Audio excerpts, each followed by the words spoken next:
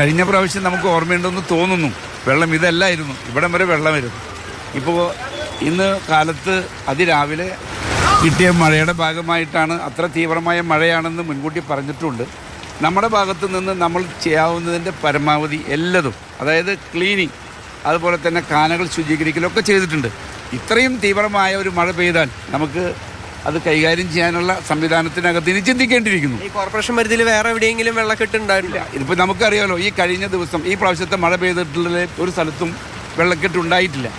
ആദ്യമായി വെള്ളക്കെട്ടുണ്ടായി എന്ന് പറയുന്ന സ്ഥലം ഇതാണ്.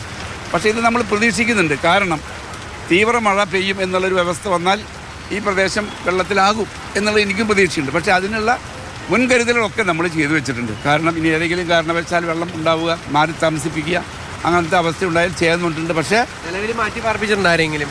ഇല്ല. ഇപ്പോൾ അവിടെ എവിടെയുള്ളവർക്കൊക്കെ നമ്മൾ കൈകാര്യം ചെയ്ത് വെച്ചിട്ടുണ്ട്. കാരണം ഞാൻ വരുന്ന വഴിയിലൊക്കെ വെള്ളം, അതുകൊണ്ട് ഞാൻ വരാൻ നേരം വൈകിപ്പോയി. കാരണം മണ്ണുത്തി ഭാഗത്തൊക്കെ വെള്ളത്തിൽ ഹൈവേയിൽ നിന്ന് വരുന്ന കാനങ്ങളില്ലാത്തതിൻ്റെ പേരിൽ ഹൈവേയിലുള്ള വെള്ളം എല്ലാം വരുന്നത് ഇതുപോലെ PWD റോട്ടിലേക്കാണ്. റോട്ടിൽ കൂടിയാണ് വെള്ളം പോകുന്നത്. അപ്പോൾ അവിടെ ഇതിലും വലിയ കഷ്ടമാണ്. ഇതല്ല സ്ഥിതി, അവിടെ അരയ്ക്കൊപ്പം വെള്ളം.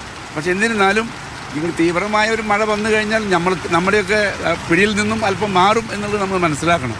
എന്തായാലും യാതൊരു തരത്തിൽ ആളപായങ്ങളൊന്നും ഇല്ലാത്ത വിധത്തിൽ ഇവിടെ നടത്തേണ്ടത് എന്താണെങ്കിൽ പരമാവധി ആൾക്കാരെ വെച്ചുകൊണ്ട് തന്നെ ഇത് പൂർത്തീകരിക്കും.